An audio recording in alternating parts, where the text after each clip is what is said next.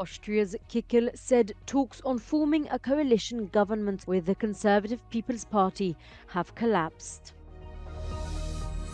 US President Donald Trump said he and Russian President Vladimir Putin have agreed to begin negotiations on ending the war in Ukraine.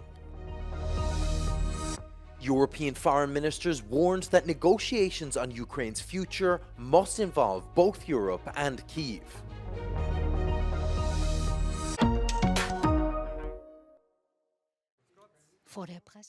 Austrian far-right leader Herbert Kickel said on Wednesday that talks on forming a coalition government with the Conservative People's Party have collapsed. Meanwhile, Austria's President Alexander van der Bellen said that he will continue to search for a new government.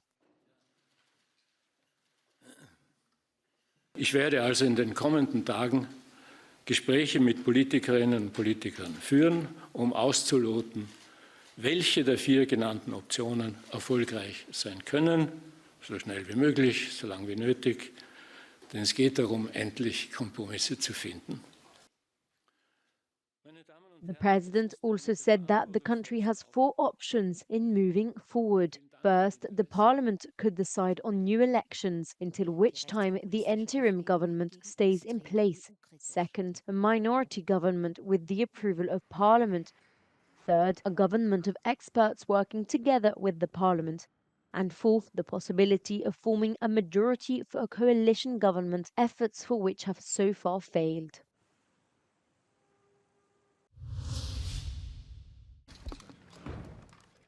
US President Donald Trump upended 3 years of US policy towards Ukraine, saying that he and Russian leader Vladimir Putin agreed to begin negotiations on ending the war. After Russia's full-scale invasion of Ukraine, many NATO members vowed Kyiv's membership was inevitable, but Trump's news threatens this possibility. Long before President Putin, they said there's no way they'd allow that. This has been going on for many, many years. They've been saying that for a long time, that Ukraine cannot go into NATO. And I'm okay with that. I just want the war, whether they are or they're not. But it certainly would seem to be that most people have said that that is something that's not going to happen. The conversation could potentially signal Washington and Moscow might hammer out a deal by going around Ukraine's government. When asked about Ukraine being an equal member in the peace process, Trump responded that it was an interesting question, and I think they have to make peace.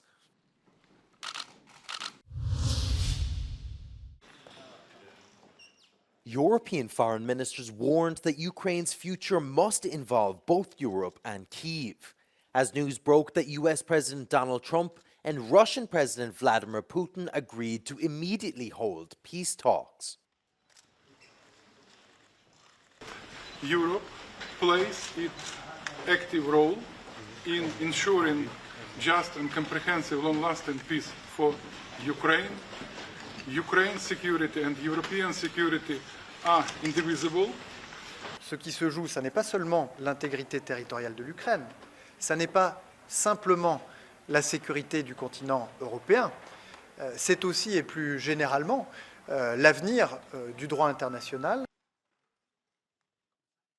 Meanwhile, Kremlin spokesperson Dmitry Peskov said Putin and Trump agreed in a telephone conversation to organize a meeting in person, and that the Russian president told Trump he is ready to receive Americans in the country.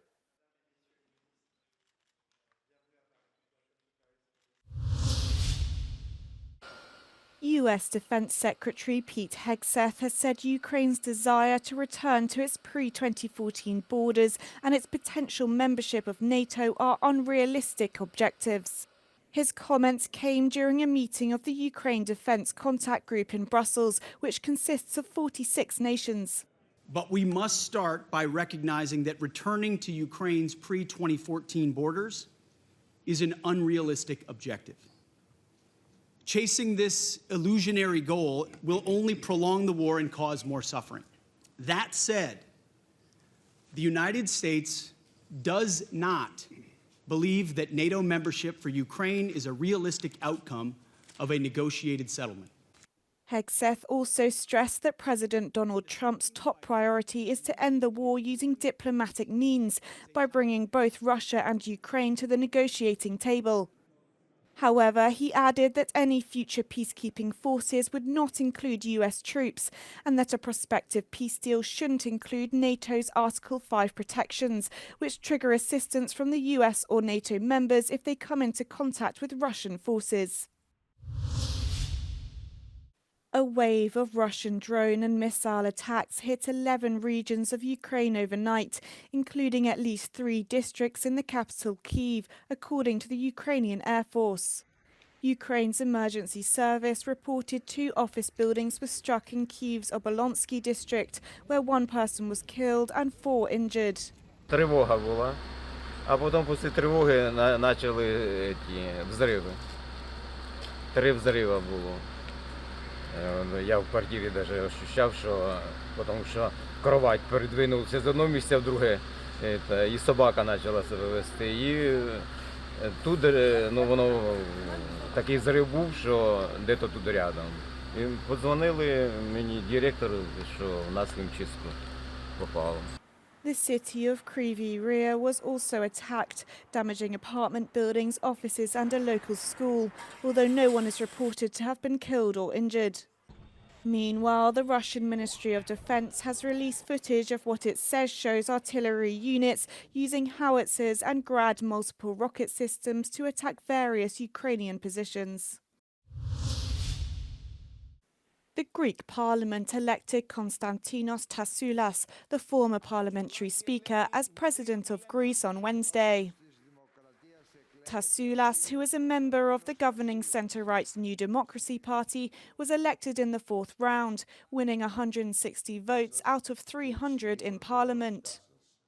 Για μας εδώ στο πέτρινο ακροτήρι της Ελλάδας η γραμμή παραμένει σταθερή. Ενίσχυση των διπλωματικών και αμυντικών μας δυνατοτήτων και ενίσχυση της κοινωνικής μας συνοχής μέσα στην Ευρωπαϊκή Ένωση. Tassoulas has been serving as Greece's Minister of Culture and was a leading figure in the campaign for the return of the Parthenon sculptures from the British Museum in London. Roberta Metsola, President of the European Parliament, congratulated Tassoulas on his election in a post on X, while other top government officials from European countries also sent their congratulations. Tassoulas will be sworn in on the 13th of March. The European Commission is taking the first step towards reforming the EU budget between 2028 and 2034. On Wednesday, it published a first document laying the groundwork for a budget that is simpler, more flexible, and better aligned with the bloc's priorities. Of course, we need a balance between the traditional priorities, agriculture, cohesion, helping the least developed regions, but also the new priorities, research, innovation, digital, greening. These have to be balanced, and it's clear that if we want Europe to do more, it cannot do more with a budget that is smaller. The current budget, which runs until 2027, totals 1.2 trillion euros, 1% of the EU's GDP. El tamaño del siguiente presupuesto de la Unión Europea será uno de los temas clave en las negociaciones entre los gobiernos y el Parlamento Europeo. A las partidas tradicionales como agricultura o el dinero destinado a cerrar la brecha entre los países más pobres y los más ricos de la Unión Europea se le suman nuevas prioridades, como la defensa, la competitividad o la industrialización. Países como España ya han dicho que quieren duplicar el presupuesto y los fondos destinados a la transición verde. Pero ¿están todos de acuerdo? The position of the Spanish government is irresponsible. The debt made for Next Generation EU is not paid back, and the Spanish government says we should do more debt. That is particularly bad for young people. The European Commission says it will present its proposal for the multi-annual financial framework 2028 to 2034 in July.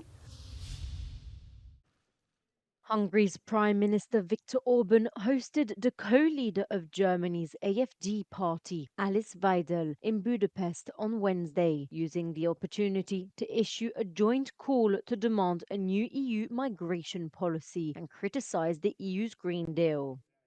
A migrációnak van gazdasági vonzata, azt is meg kell változtatni, de a legfontosabb, hogy lássuk be, hogy a Green Deal az halott. Nem lehet megreformálni, nem lehet agyusztálni, nem lehet újra formázni, egész egyszerűen azt el kell felejteni. Zöld megközelítésre szükség van, a klíma is egy lényeges dolog, de úgy, ahogy azt összerakták és Green Dealnek nevezik ma Európában, ez tönkretesz bennünket. Weidel called Orban and the Hungarian government a role model for the AfD, especially in dealing with illegal immigration. Ungarn ist das Bollwerk gegen illegale Migration.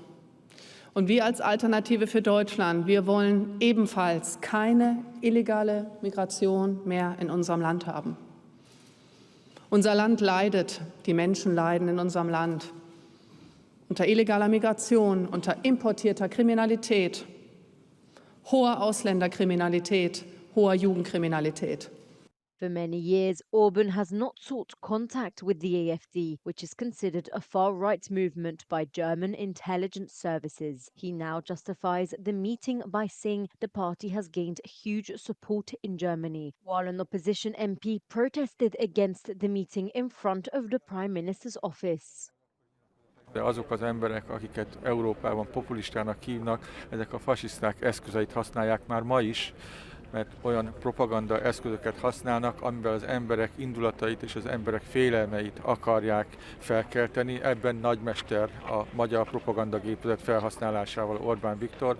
Orbán ma ezeknek az embereknek a mintaképe. Orban made it clear during the press conference that he sees the AfD as the future of Germany.